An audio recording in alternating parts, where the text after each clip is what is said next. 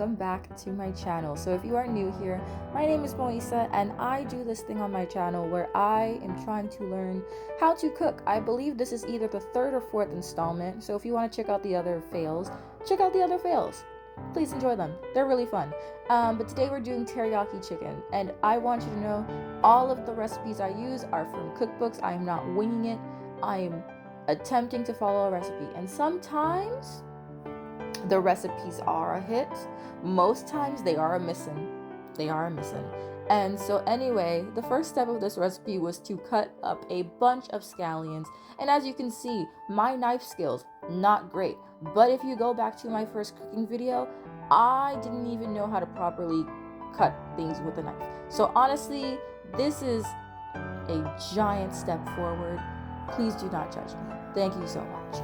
I will try to get better at it. I think I need to be curling my fingers inward, because that's what I've been seeing people do, is like they curl their fingers inward so they don't cut their fingers. Because as you see right now, my finger is very close to the knife, and that's why it takes me so long to cut things. So I need to practice cutting it in a different way in order not to injure myself. But hey, that's step one of the recipe. Hope you enjoy it. Thank you so much. Anyway, let's move forward. We're gonna spray up our pan and we're gonna spread that out. I'm using avocado oil in this recipe because that's just the oil spray that I have, and since it didn't really specify what kind of spray for the pan, I was like, avocado oil is what's gonna have to work because that's the only oil spray in my vicinity. And the reason you might be wondering is, why aren't you just talking in the video? Well, I was living with a roommate at a time. I don't have a roommate anymore because I moved, because I graduated. But at the time I was living with a roommate, didn't want to make her uncomfortable because she was at home and I was filming, so I just did it as a voiceover. And anyway, now we're moving forward because as you can see, we got a bowl. We got two substances that you're like, Moisa, what is that? One substance is honey. The other substance is soy sauce. Does that really make teriyaki sauce? Well, we could hope it does. Does it, in my final opinion? No, it does not. But anyway, that's what the recipe calls for. So please, everyone, Moisa, please don't drop that. Oh, I'm opening it with my teeth. I already know I'm opening it with my teeth. Anyway, don't worry. There's no cross-contamination. Me and my roommate at the time, we didn't share kitchen items, so each food item was our own. But as you can see, I got some on my shirt because I was stupid. And anyway, now I'm just cleaning up myself. Back to the cooking. So now you can see I'm using measuring cups to pour the proper ratio of honey versus soy sauce. And I would like to say it's definitely more honey. It's about a 1/4 cup of honey, and then I believe it's 4 tablespoons of soy sauce. So the ratio is interesting there. I understand it's meant to be sweeter, but like, I don't, again, think it's necessarily accurate. I'm just following a cookbook. I promise I will hopefully make good teriyaki chicken one day. Maybe I should find a more authentic cookbook. Maybe that would help. And I do have a more authentic cookbook now because my friend actually got me a K-drama cookbook for my birthday. So maybe that'll help. Anyway, let's let Moisa do her thing. Let's hope that she gets a good enough pour in there, because it looks like she's really trying her best. Do you guys tend to go to the rim when you fill things? I do it all the way to the rim, but like, is that good? Because I always wonder if I should do like a slight tad bit more afterwards, because you know how when you do a liquid, sometimes some of the liquid gets stuck in your measuring cup. For example, like the honey, some of it got stuck. So should I do an extra bit of honey or extra bit of soy sauce to balance like the little droplets that don't come out? You can see that a little bit better now that I flipped the camera and I'm mixing together the honey and the soy sauce. And you can see that it's also not a super thick consistency, which is why I'm thinking like, do we typically need to do a little bit more than what cookbooks call for? Because I feel like cookbooks are meant to be like a 1-for-1, but some recipes, they just lie and then it's not great, or I'm just really bad at following directions and I need more personalized help cooking. Thank you so much. Let's clean the chicken. So if you do not know, please tell me you do know, you must clean your chicken. So what I tend to do is what my mother typically does, and my mother does two methods. One method is the boiling it method, where she will boil the chicken and to get out all the nasty stuff. And like, for me, that method does not work because for some reason, whenever I try that method, I end up like cooking the chicken or like making it too dry. So I opt for her first method, which is using some lemon juice or lime juice if you don't have lemon to clean the chicken. And then I also cut off all of the fat, the white part. You're supposed to cut that out, according to my mother. And then I do some white vinegar, white wine vinegar, because she also says to use some sort of vinegar. And I don't have normal vinegar, but I have white wine vinegar typically. So I use some white wine vinegar to clean it as well. And after I do that, I rinse it off in some warm water. And sometimes I add in some salt on both sides just because I don't know. I think that's like an added protection in my mind. Also, if you hear the steamer in the background, so sorry, my heater is a water heater, and so it hates me and it goes off all the time, and it makes my apartment feel so hot and torturous, but I survive. Anyway, let's let Moisa finish doing what she's doing. You can see that she's now opening the vinegar, and don't worry, I do wipe my hands between each of the steps. I just tend to cut the footage out for the most part.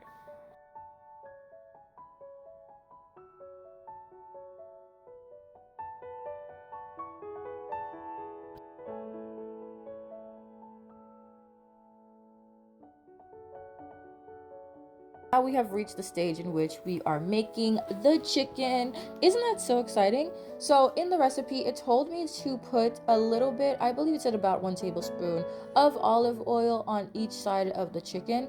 And so I decided I'm going to give my chicken a massage, as you can see, and I lathered it in the olive oil, and I made sure to get them really good. So you're gonna basically be just watching me right now massaging chicken and making sure that's fully coated. I don't really know why the recipe calls for this. I'm assuming it's so that way your chicken doesn't dry out when you're cooking it. And so I made sure to doubly, triply, quadruply clean and like oil up this chicken. And you're gonna be like, Moisa, I think you're doing a bit too much. And I might be, but I wanted to be just a little bit more precautious and not have dry chicken, because that has happened to me before, and I don't like when I have dry chicken because I don't make sauce as well as my mother.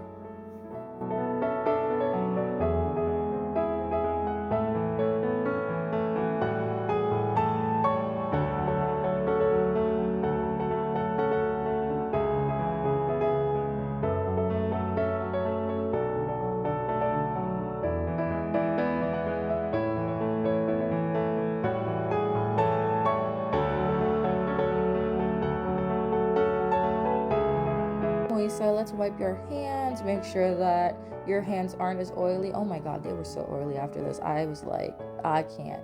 And now I'm just sprinkling a little bit of salt on top of all the chicken because I want to make sure that it's properly salted.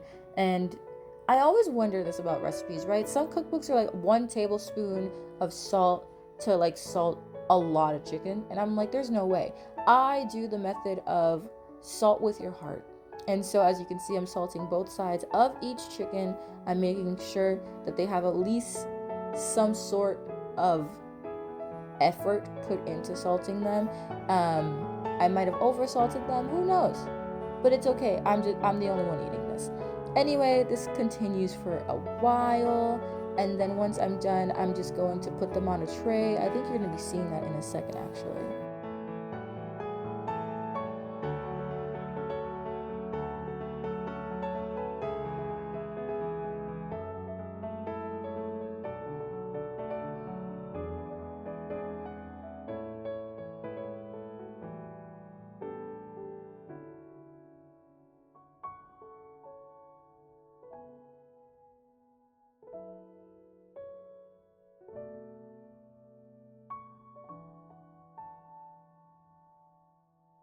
Perfect. Now we're going to put them all on this tray, and then we're going to put them in the oven. So let's just let Melissa finish her final steps.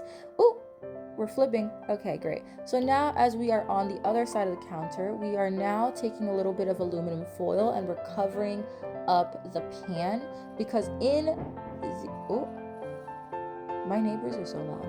Anyway, because in the recipe it says that we must cover the chicken with aluminum foil. I left the sides not fully covered. I wish I did cover the sides a little bit more, but for the most part all the chicken is covered, and there might just be some residual heat that comes in from the sides, and then I just put it in the oven and let the oven do its work.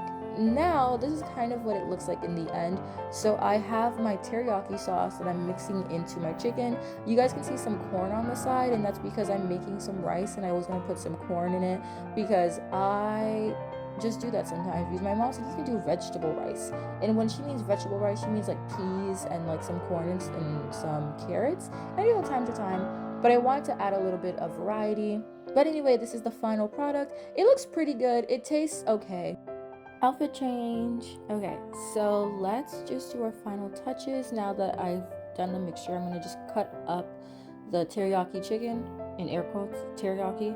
Anyway, I'm cutting it up and then I'm going to just kind of make them as small as possible. These were really hard to cut, but I tried my best. I'm gonna skip over some of this because I don't think you guys care. Boop. All right, perfect. So as you can see, that is the mixture. It has some corn in there. It's white rice with salt and corn and the teriyaki chicken.